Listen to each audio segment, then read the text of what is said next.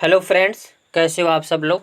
तो फ्रेंड्स, आज के सेशन में हम बात करेंगे सीटेट के जो हिंदी का पोर्शन आता है, हिंदी पेडागोजी। उससे पहले हम बता दें कि जो वो सीटेट की जो विज्ञान साइंस की बुक है वो जल्द ही आने वाली है। आप सभी को जल्दी पीडीएफ के रूप में प्रोवाइड की जाएगी और एसएससी की पीडीएफ भी जल्दी तैयार होने वाली है। सारे पर काम चल रहा है और जल्द ही जो बुक अवेलेबल हो जाएगी। और जो ईवीएस वाली बुक होती है उस भी जो है पीडीएफ के रूप में कन्वर्ट हो रही है। इसको भी अभी जल्दी में आप सभी को मिल जाएगी। गणित पेडागोजी या मैथ की बात करें सीटेट के लिए, जो पेपर फर्स्ट और सेकंड दोनों के लिए है, उस पर भी काम चल रहा है। और जो इंग्लिश की बुक है उसमें भी काम चल रहा है। तो सारी बुकें जो सीटेट की हैं वो जल्द ही आपको देखने को मिल जाएंगी, जहां से आप बेस्ट रूप से सीटेट की तैयारी कर सकते हैं।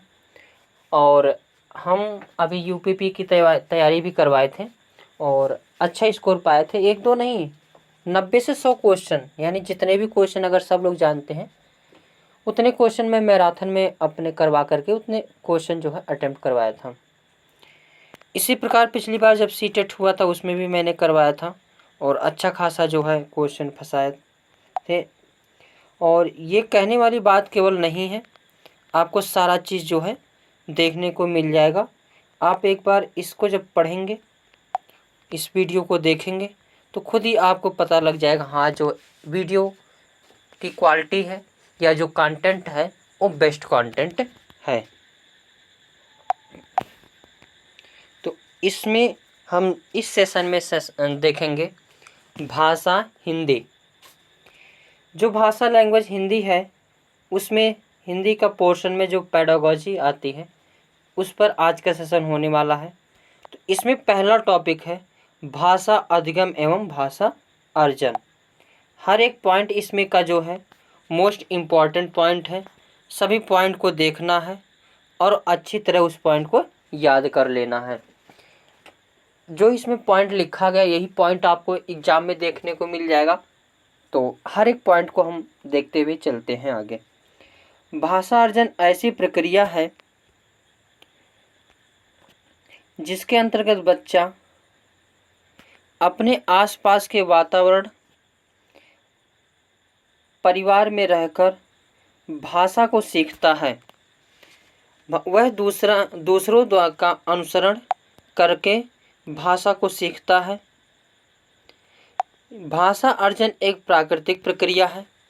इसके लिए कोई औपचारिक साधन की आवश्यकता नहीं पड़ती है। यह एक प्रकार से मातृभाषा या क्षेत्रीय भाषा होती है। तो प्रश्न पूछा जाता है, ऐसी कौन सी भाषा है जो स्वतः ही ग्रहण कर ली जाती है? तो भाषा अर्जन। किसमें व्याकरण की आवश्यकता नहीं पड़ती है? तो भाषा अर्जन। किसमें शिक्षक की आवश्यकता नहीं पड़ती है? तो भाषा अर्जन। किसमें किसी रूल की आवश्यकता नहीं पड़ती है? तो भाषा अर्जन। किसमें किसी समय सारणी की आवश्यकता नहीं पड़ती है? तो भाषा अर्जन। किसमें किसी चीज़ की आवश्यकता नहीं पड़ती है, यानी अपने आप से सीख लिया जाता है, तो वो होता है भाषा अर्जन। भाषा अर्जन से संबंधित महत्वपूर्ण बिंदु। भाषा अर्जन की प्रक्रिया सहज और स्वाभाविक होती है, यानी इसको कोई सिखाता नहीं है बल्कि अपने आप से बच्चे जो है सीख लेते हैं। छोटा बच्चा रहता है तो घर में कोई ना कोई हर बार मतलब कुछ ना कुछ बोलता रहता है, तो वो सारी चीज़ को बच्चा क्या करता रहता है, अर्जित करता रहता है। इसी को कहते हैं भाषा अर्जन। इसमें किसी व्याकरण की आवश्यकता नहीं होती है। भाषा अर्जन में सर्वाधिक महत्व परिवार व समाज का होता है। तो जैसा परिवार रहेगा वहाँ का जो भाषा रहेगा वही भाषा अर्जन करेगा बच्चा। समाज का जैसा इन्वायरमेंट रहेगा, वातावरण रहेगा, जो भाषा बोली जाएगी वही भाषा जो है बच्चा क्या करेगा, एक्सेप्ट करेगा। तो प्रश्न पूछा जाता है कि इसमें व्याकरण की आवश्यकता नहीं पड़ती, बुक की आवश्यकता नहीं पड़ती, समय सारणी की आवश्यकता नहीं पड़ती, शिक्षक की आवश्यकता नहीं पड़ती, तो इन सब में किस में आवश्यकता नहीं पड़ती है? तो भाषा अर्जन। भाषा अर्जन को मातृभाषा या क्षेत्रीय भाषा भी कह सकते हैं। आगे है भाषा अधिगम। भाषा अधिगम क्या है? तो भाषा अधिगम अधिगम का तात्पर्य होता है सीखना। किसी भी प्रकार के अधिगम की प्रक्रिया जीवन भर चलती रहती है, यानी व्यक्ति जन्म से लेकर कब्र तक सीखता रहता है। जब से पैदा हुआ होता तब से सीखता सीखता जब तक व्यक्ति मर नहीं जाता है, यानी जन्म से कब्र तक व्यक्ति क्या करता रहता है? सीखता रहता है। इसमें औपचारिक साधनों का प्रयोग किया जाता है। औपचारिक साधन एक होता है, एक अनौपचारिक होता है। औपचारिक साधन में जैसे व्याकरण की बुक की आवश्यकता पड़ती है, शिक्षक की आवश्यकता पड़ती है, समय सारणी की आवश्यकता पड़ती है, किसी प्लेस की आवश्यकता पड़ती है, कोई सिखाने वाला यानी शिक्षक की आवश्यकता पड़ती है। ये सभी औपचारिक के अंतर्गत आते हैं। तो भाषा अधिगम जो होता है औपचारिक साधनों को प्रयोग द्वारा होता है।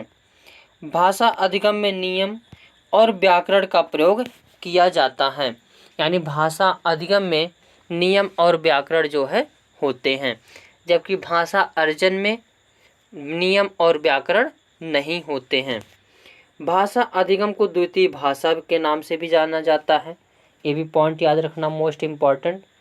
किसको प्राथमिक भाषा के रूप में जानते हैं? तो भाषा अर्जन को। और किसको द्वितीय भाषा के रूप में जानते हैं? तो भाषा जो है अधिगम को। आगे देखते हैं भाषा अधिगम से संबंधित तथ्य। भाषा अधिगम के नियम सीखे जाते हैं, जबकि भाषा अर्जन के नियम सीखे नहीं जाते हैं। भाषा अधिगम औपचारिक शिक्षा के द्वारा दी जाती है।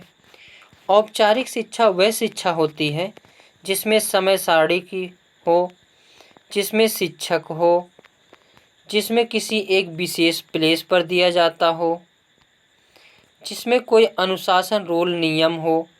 तो जो भाषा अधिगम होता है वह औपचारिक शिक्षा के द्वारा दिया जाता है। भाषा अधिगम विद्यालय में प्रारंभ होता है, और जबकि भाषा अर्जन जो बच्चा घर से ही प्रारंभ कर देता है। भाषा अधिगम के बारे में एक नोम चोम्स्की महोदय हैं, यहाँ से भी क्वेश्चन पूछे जाते हैं।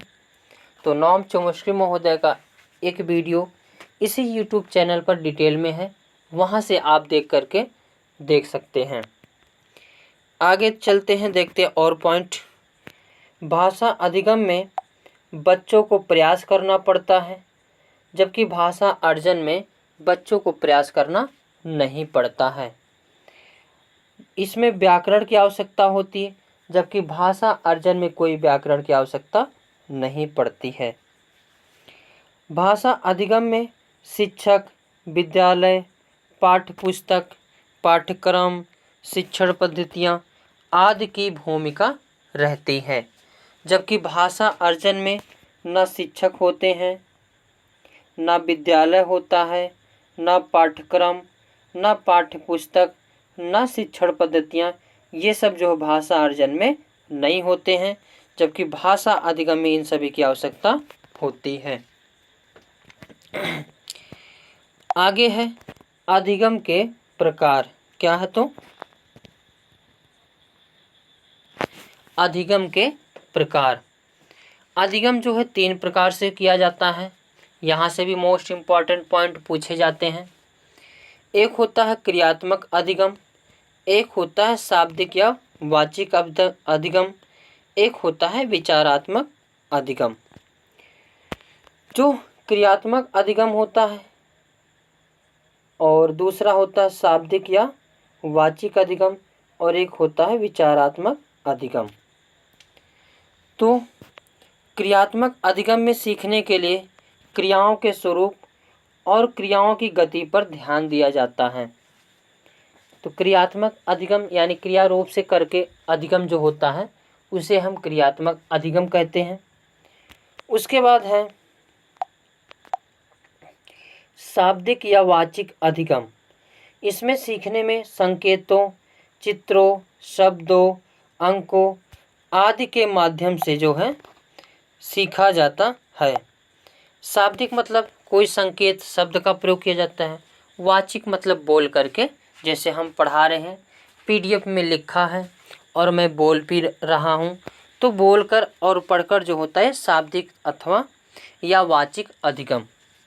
एक होता है विचारात्मक अधिगम, यानी विचारात्मक अधिगम में व्यक्ति समाज में दैनिक जीवन अनुभवों को देखकर या सुनकर विचार करके सीखता है।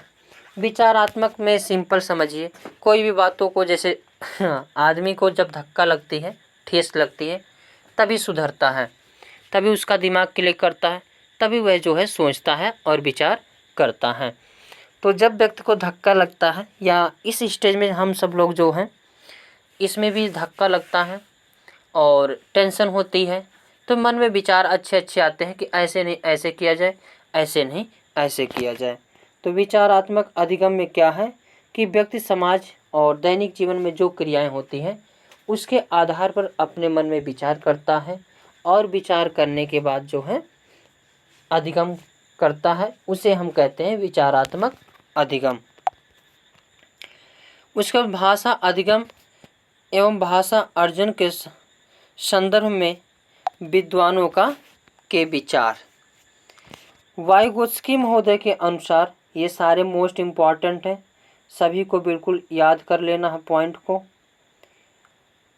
इस जो है वाइगोत्स्की के अनुसार,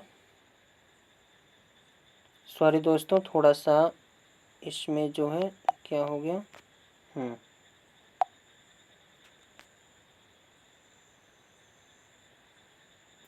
ये क्या हो जा रहा है अपने आप, चलो कोई नहीं। तो वाइगोत्स्की के अनुसार बच्चों की भाषा समाज के साथ संपर्क का ही परिणाम है। वाइगोत्स्की महोदय से भी जो है सीटेट में क्वेश्चन पूछे जाते हैं।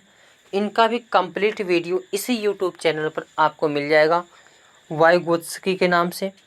उसमें जो PYQ क्वेश्चन पूछे गए हैं वो भी उसमें सॉल्यूशन है, और वाइगोत्स्की के क्या सिद्धांत हैं उनके बारे में भी डिस्कस किया गया है।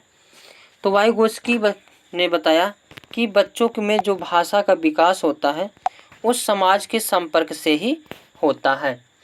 और अगर कहीं भी, मैट्रिक बता रहा हूँ, अगर कहीं भी सामाजिक शब्द दिख जाएगा तो उसको देखते ही लगा देना है, किनको, वाइगोत्स्की महोदय को टिक लगा देना है। वाइगोत्स्की महोदय के बारे में थोड़ा सा बता दूं तो ये 3 शब्द दिए थे, एक ZPD दिए हैं, एक MKO दिए हैं, एक स्कैफोल्डिंग। क्या है? स्कैफोल्डिंग है। ZPD मतलब जोन प्रॉक्सिमल डेवलपमेंट, यानी समीपस्थ विकास का क्षेत्र, यहाँ से फुल फॉर्म से ही पूछ लिया जाता है। MKO यानी मोर नॉलेज अदर, और इसके फोल्डिंग मतलब होता है पाढ़ या ढांचा। वाइगोत्स्की महोदय ने बताया कि बच्चों में विकास जो होता है भाषा का, वह समाज से इंटरेक्ट करके ही होता है। अब उसके बाद आगे देखते हैं पियाजे के अनुसार। पियाजे के अनुसार भाषा अन्य संज्ञानात्मक तंत्रों की भांति परिवेश के साथ अंतःक्रिया के माध्यम से ही विकसित होती है। पियाजे महोदय ने क्या बताया? पियाजे संज्ञानात्मक विकास से संबंधित थे, तो इसलिए पियाजे महोदय संज्ञानात्मक रूप में परिभाषित किया है। इन्होंने बताया, ये पॉइंट याद रखना है। और मैं ट्रिक बता दूं, अगर कहीं संज्ञानात्मक शब्द दिखेगा तो वहाँ पे देखते ही लगा देना है कि जो है पियाजे महोदय को लगा देना है। ये सब ट्रिक जो है, बहुत सारे मनोवैज्ञानिक के जो ट्रिक हैं उनको मैं एक वीडियो में अपलोड करके इसी यूट्यूब चैनल पर है, वहाँ से देख करके आप सीटेट में अच्छे अंक जो है देखते ही आंसर लगा सकते हैं और अच्छे अंक नंबर पा सकते हैं। चोमस्की के अनुसार भाषा अर्जन की क्षमता बालकों में जन्मजात होती है और वह भाषा की व्यवस्था को पहचानने की शक्ति के साथ पैदा होते हैं। नोम चोम्स्की महोदय का भी पूरा कंप्लीट वीडियो बनाए हैं, वहाँ से देख सकते हैं। और नोम चोम्स्की महोदय ने एक शब्द दिया था लैड। इन्होंने बताया कि बच्चे के मस्तिष्क में एक लैड डिवाइस पाई जाती है, यानी लैंग्वेज एक्वाजिशन डिवाइस। यानी बच्चा, पहले के जो मनोवैज्ञानिक होते थे वो बालकों को कोरे कागज़ मानते थे कि जो है बच्चे कोरे कागज़ होते हैं, और इस स्कूल में आकर के शिक्षक जो है उस कोरे कागज़ पर जो मन करता वह लिखता है। जबकि अगर देखोगे अब के मनोवैज्ञानिक कोरे कागज़ नहीं मानते हैं। वही नोम चोम्स्की महोदय ने यहाँ तक बताया कि बच्चों के मस्तिष्क में एक लैड नामक डिवाइस होती है और बच्चे जो है भाषा अर्जन की क्षमता जो है जन्मजात लेकर पैदा होते हैं। आगे हैं भाषा शिक्षण के सिद्धांत। क्या है तो भाषा शिक्षण के सिद्धांत। पहला है अनुबंध के सिद्धांत या साहचर्य का सिद्धांत। इसको देखते हैं। शैशवावस्था में बच्चे किसी शब्द की पहचान किसी वस्तु या व्यक्ति से उस शब्द का साहचर्य यानी संबंध स्थापित करके सीखते हैं। अर्थात शैशवावस्था में सीखने की प्रक्रिया मूर्त होती है। तो पहला क्या है, अनुबंध के सिद्धांत या साहचर्य, यानी किसी चीज़ को रिलेट करके सीखा जाना, किसी चीज़ को रिलेट करके सीखना। तो बच्चे को जो पहले सीखते हैं तो किसी न किसी चीज़ को रिलेट करके ही सीखते हैं। जैसे पानी कहने के साथ साथ बच्चे को पानी दिया जाता है तो बच्चा धीरे धीरे पानी शब्द व पानी वस्तु के बीच संबंध स्थापित करके उसे क्या करने लगता है तो समझने लगता है। आगे है अनुकरण का सिद्धांत। अनुकरण के सिद्धांत यानी इस सिद्धांत का प्रयोग बालक के आरंभिक शिक्षा में प्रभावी होता है। ये भी पॉइंट याद रखना है। और अनुकरण सिद्धांत के अंतर्गत बालक अपने परिवार, समाज आदि का अनुकरण करके यानी नकल करके सीखता है। इस तरह के अधिगम में भाषा का गुण दोष समाज, परिवार आदि पर निर्भर करता है। आगे है अभिप्रेरणा एवं रुचि का सिद्धांत या पुनर्बलन का सिद्धांत। किसी कार्य की सफलता हमें अभिप्रेरित करती है, यानी हम अगर कोई काम, जैसे सीटेट की परीक्षा देना है, अगर सीटेट का पेपर पास हो गए तो बिल्कुल मोटिवेट हो जाएंगे और आगामी एग्ज़ाम देने के लिए तत्पर हो जाएंगे। अगर हम जो है सीटेट को नहीं पास हो पाएंगे तो आगामी के लिए डीमोटिवेट हो जाएंगे, या फिर आगामी अगर सीटेट का पेपर आएगा तो अस्किता के डालूं या ना डालूं, भरूं फॉर्म या ना भरूं, तो अस्किता के करते हैं। यानी जब हम किसी कार्य को सीखने में बच्चा उससे सीखता है और उसे पुनर्बलन मिलता है तो इसी को कहते हैं पुनर्बलन का सिद्धांत।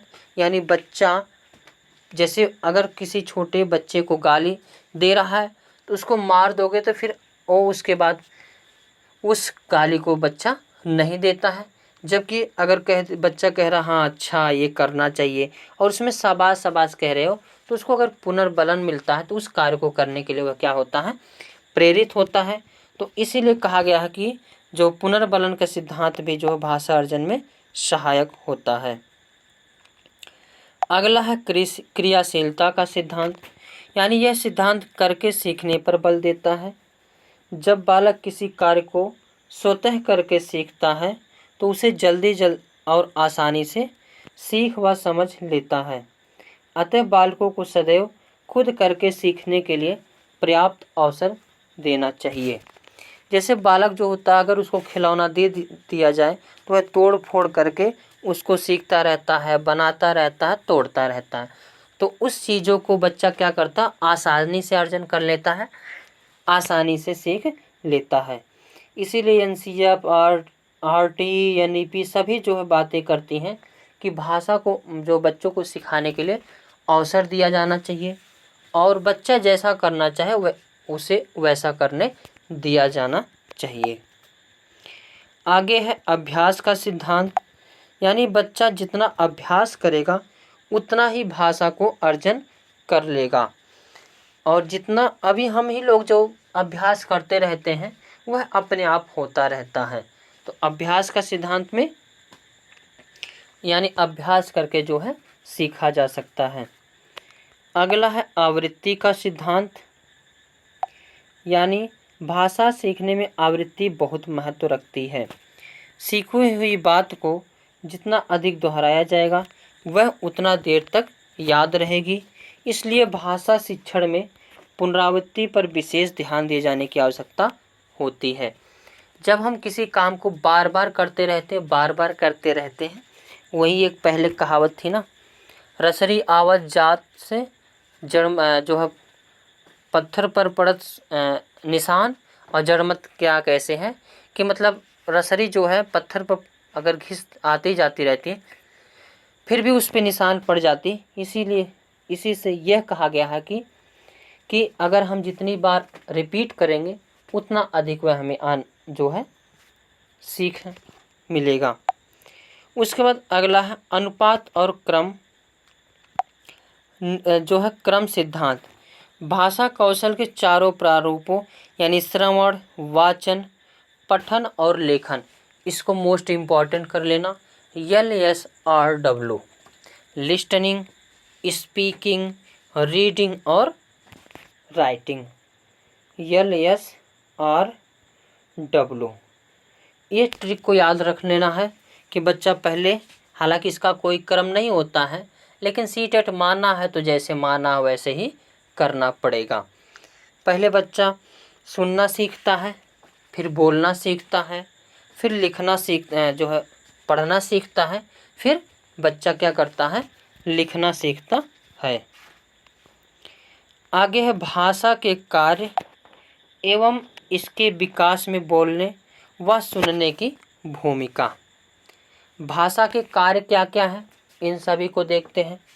तो पहला तो कार्य यही होता है कि अभिव्यक्ति का साधन, यानी भाषा व्यक्ति को अपनी आवश्यकता, इच्छा, भावनाओं आदि को अभिव्यक्त करने में क्या करती है, सहायता करती है।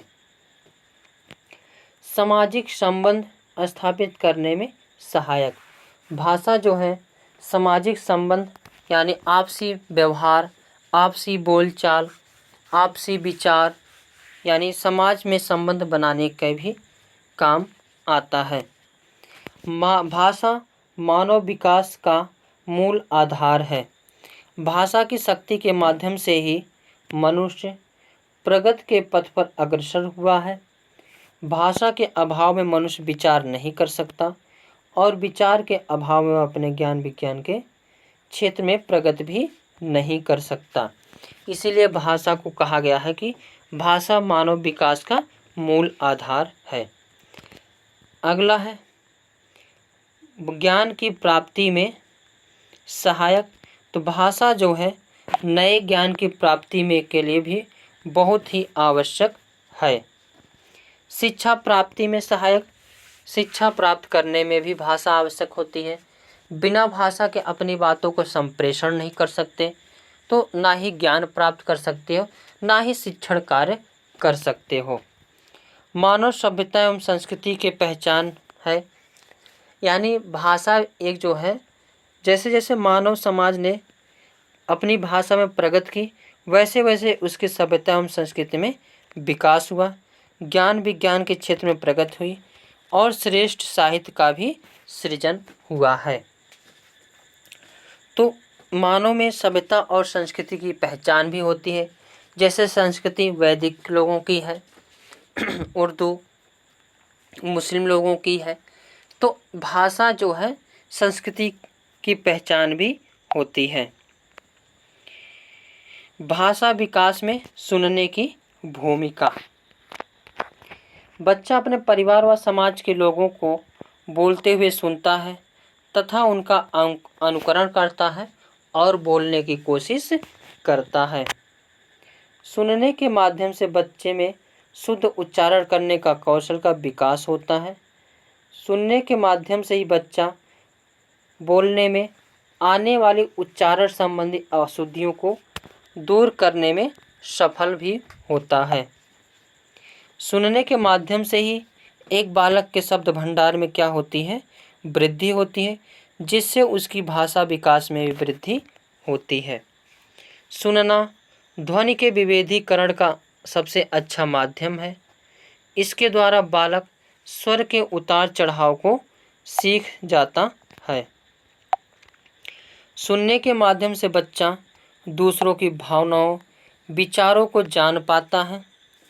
सुनना अन्य भाषा कौशलों के विकास में भी बहुत सहायक होता है, जैसे वाचन कौशल, लेखन कौशल के विकास में।